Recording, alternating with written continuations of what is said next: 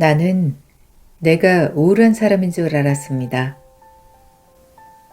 글 그림 뜬금 빌리 버튼. 나에게 우울은 매우 당연하고 매우 친숙한 감정이다. 나는 오랫동안 우울을 공기처럼 들이쉬고 내쉬며 살아왔다. 우울은 늘 나를 애워싼 채 어두운 감정을 공급하고 피로를 만들어냈다. 기억하고 있는 한에서 우울하지 않은 날은 단 하루도 없었다. 어느 날은 내가 타고나길 우울하게 태어난 것 아닐까 하는 생각이 들었다. 우울이 해소되는 날은 없었고 얕은 우울은 하루하루 짙게 덧칠되었다. 여러 가지 우울이 덕지덕지 묻어있는 나는 정말 타고나길 우울한 사람인 것일까?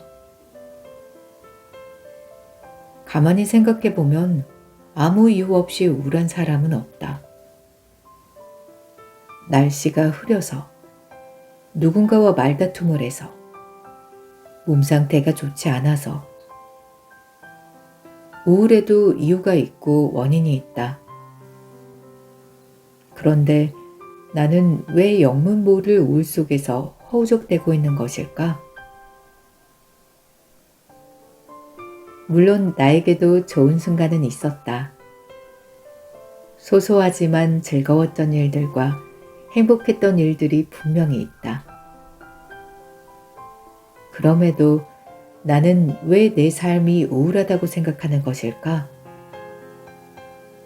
어쩌면 기억의 문제일지도 모른다는 생각이 들었다. 사람이란 부정적인 경험을 크고 깊게 받아들이는 존재여서 충격적이고 두려웠던 기억을 머릿속에 주홍글씨처럼 새겨 트라우마로 만들어버리는지도 모른다. 트라우마가 점점 달아나 좋은 기억들의 영역까지 침범한다. 그렇게 나도 우울에 잠식당하면서 지금에 이르렀다는 생각이 들었다. 우울이 잠식한 시간이 길어져 결국 스스로를 타고나길 우울한 사람으로 오해하고 있었던 것이 아닐까?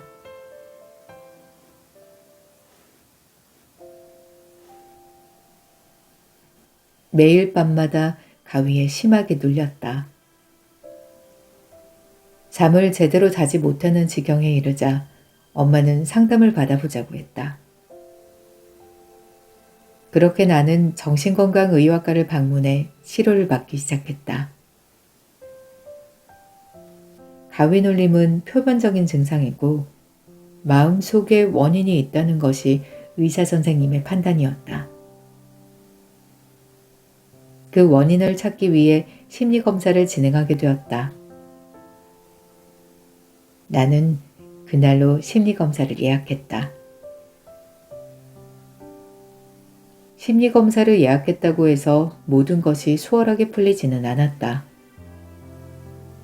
심리검사 당일까지 500문항이 넘는 두툼한 심리검사 설문지를 작성해야 했다. 나의 가치관과 삶의 전반에 대해 설명해야 하는 주관식 질문부터 나의 습관, 평소 하는 생각, 행동체제 등을 알아보는 객관식 설문까지 질문지 내용이 매우 다양했다. 질문 내용도 방식도 처음 보는 생소한 것들이었다. 나는 주관식 질문을 작성하며 몇 번 눈물을 훔쳤다. 문제의 답을 생각하니 어두웠던 과거의 일들이 자꾸 떠올랐기 때문이다. Q. 때때로 두려운 생각이 나를 휩쌀 때. A. 불안하고 초조해져서 두려운 그 일을 막을 계획과 방편들을 끊임없이 모색하고 있다. Q. 내가 늘 원하기는 A. 헛헛한 마음이 채워지기를, 막막한 미래를 조금이라도 예측할 수 있기를. Q. 나의 장래는? A. 막막하다. Q. 내가 보는 나의 앞날은? A. 막막하고 점점 더 버거워진다. 이렇게 살아갈 수 있을까? 심리검사 당일 작성한 설문지를 제출하고 면밀한 심리검사가 이어졌다. 지능검사는 여러 가지 문제를 풀고 정서검사는 그림을 보고 자유롭게 이야기하는 방식으로 진행되었다. 나무를 그리고 우리 가족을 그리고 나 자신을 그리는 과정도 있었다.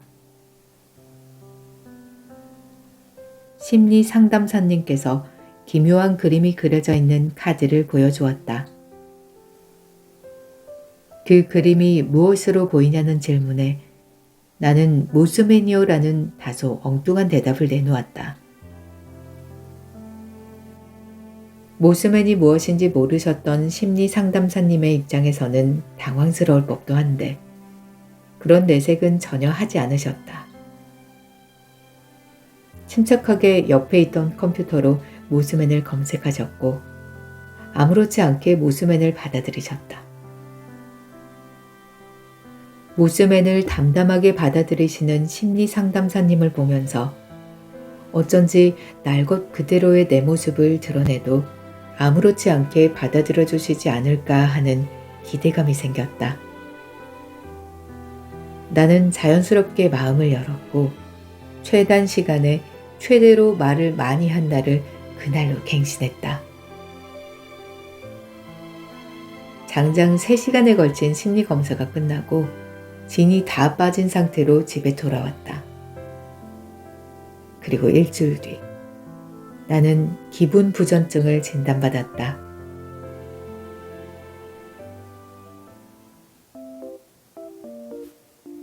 심각하게 우울한 것은 아니다. 그저 늘 수십 몇 미터 아래에 있는 정도의 감각이랄까? 야트막한 우울이 끊임없이 이어지는 정도. 수면 아래 물속에서 살아가는 일상이라고 해야 할까?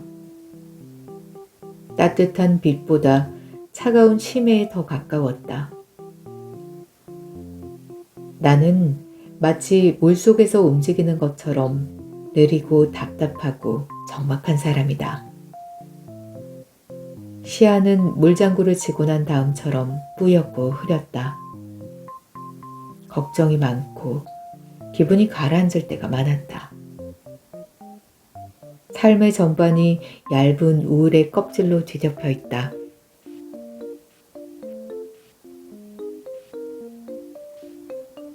행복만으로 가득 찬 상황에서조차도 마음의 반은 불행에게 시선을 빼앗겼다. 마치 불행이 내 마음의 디폴트 값인 것처럼 불행으로 되돌아가기를 반복했다. 순수하게 그 상황을 기뻐할 수 있으면 얼마나 좋을까? 불행을 떠올리지 않는 행복은 없었다. 내게 행복이란 불행이 1+1으로 따라붙는 감정이었다. 사람은 온전히 행복만을 느낄 수 있는 존재인가 하는 의문이 들었다. 아니면 나만 이렇게 행복과 불행을 동시에 느끼면서 불안에 떨고 있는 것인지 궁금했다. 나도 어린아이처럼 행복할 때는 오롯이 행복만을 느끼고 싶다.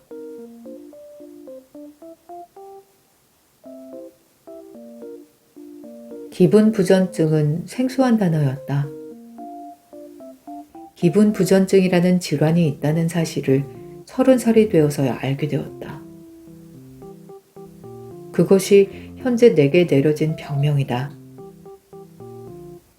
내가 겪어온 고생들에게 기분 부전증이라는 이름이 붙여졌다.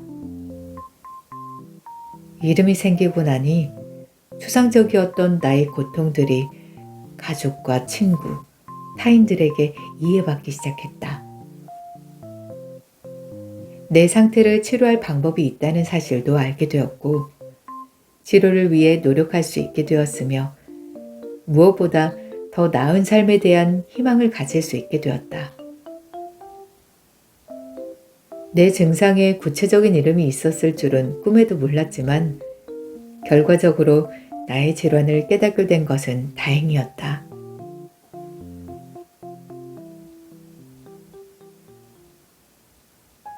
기분 부전증은 얕은 우울이 지속되는 상태로 어떻게 보면 다소 가벼워 보인다.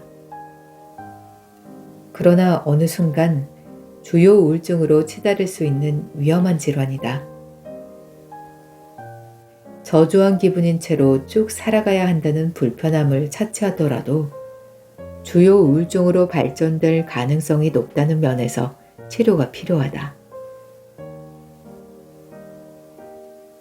TV나 책에서만 보던 나와는 관련이 없을 거라 생각했던 우울증이 내 이야기가 될 줄은 몰랐다. 전혀 예상치 못한 일이었다. 내 얄팍한 우울이 생각보다 심각하고 심리치료가 필요한 일이었다니 충격이었다. 나는 치료가 필요한 사람이었던 것이다. 나는 왜 이럴까? 왜 나쁜 일은 내게만 오는 걸까? 스스로가 불쌍해 견딜 수가 없다.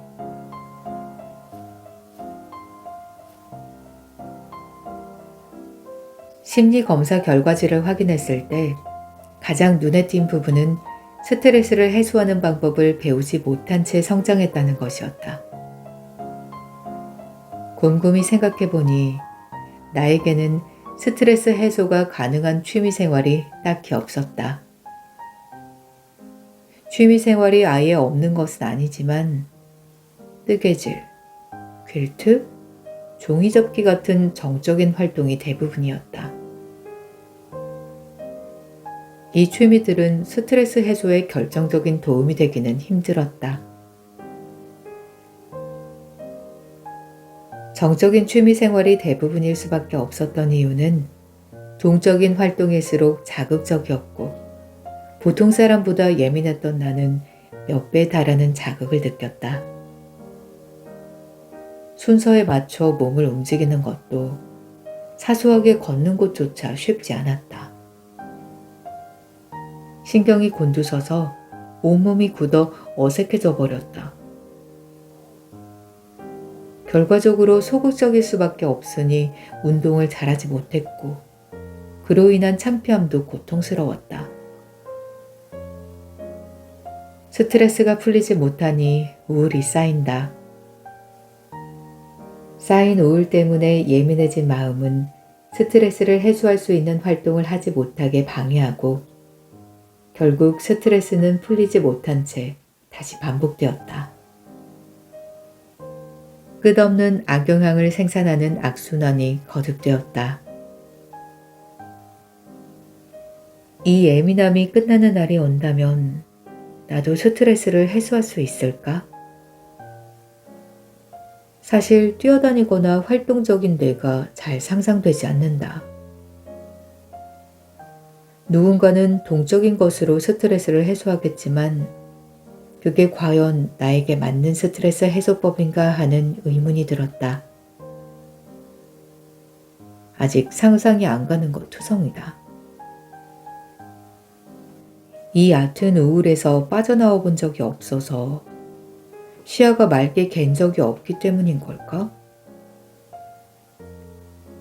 그때가 되면 내게 딱 맞는 스트레스 해소법을 발견할 수 있지 않을까 하는 막연한 생각을 한다.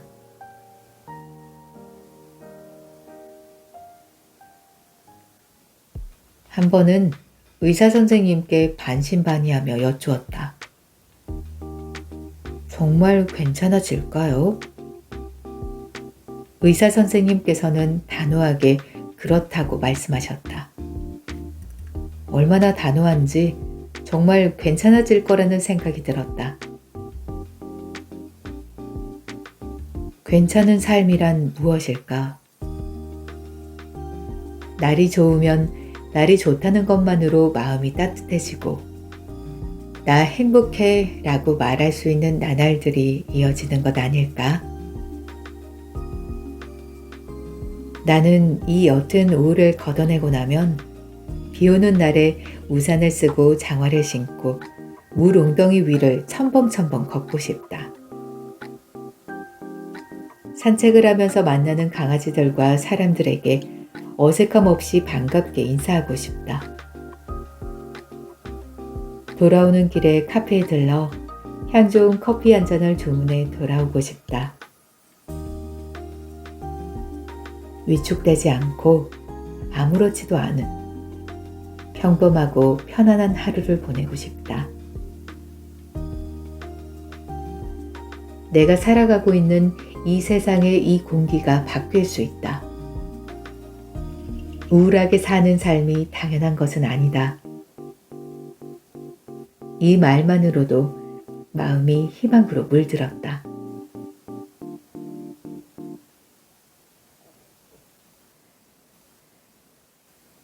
신기하게도 치료를 시작하고부터는 늘 달고 살았던 목덜미와 어깨, 왼쪽 무릎의 통증이 사라졌다. 마음을 치료했는데 몸이 나아지다니 이상한 일이었다. 그저 자세가 좋지 않아서 혹은 나이가 들면서 생긴 통증인 줄 알았는데 아니었다. 나의 마음 상태와 관련된 통증이었던 것이다. 마음이 몸을 통해 고통스럽다는 신호를 보내고 있었던 걸까? 이전까지의 만성 통증들은 마음이 만들어낸 가짜 통증이었을 수도 있다는 것이다. 달라진 것은 마음뿐인데 통증이 사라졌으니 그렇게 생각할 수밖에 없었다. 마음이 편안해져 몸이 풀어진 것인지 정말 내 마음이 만들어낸 착각인지 알 길은 없다. 답이 무엇이든 지금의 나는 가짜 통증이 아닌 진짜 통증만을 가진 사람이 되었다. 정말 신체적 문제가 생겼을 때만 아픔을 느끼는 사람. 이상한 정의지만 현재 내 상태가 그렇다. 내가 멋대로 이름 붙인 가짜 통증에서 벗어나니 한결 가벼워졌다. 내가 나아지고 있다는 것을 몸소 느낀 경험이었다. 상상하던 것보다 치료가 훨씬 긍정적인 방향으로 흐르고 있다.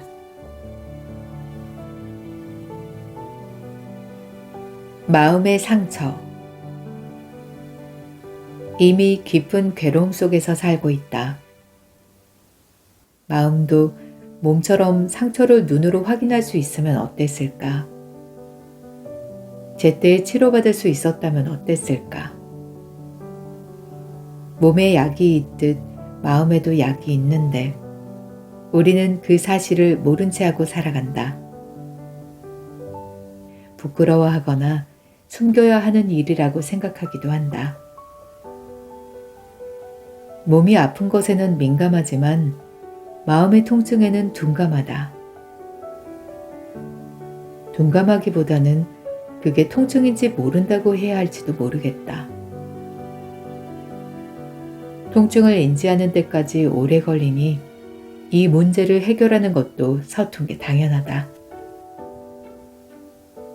몸의 통증을 참으면 더 큰 병이 되듯 마음의 통증도 방치하면 더 큰 병이 된다. 기분 부전증을 치료하면서 나를 위해 아무것도 하지 않았던 것이 학대였을지도 모른다는 생각을 했다. 부디 마음의 통증에도 예민하게 반응하기를, 마음의 상처에도 약이 필요하다는 것. 내가 치료를 통해 깨달은 가장 중요한 것이었다.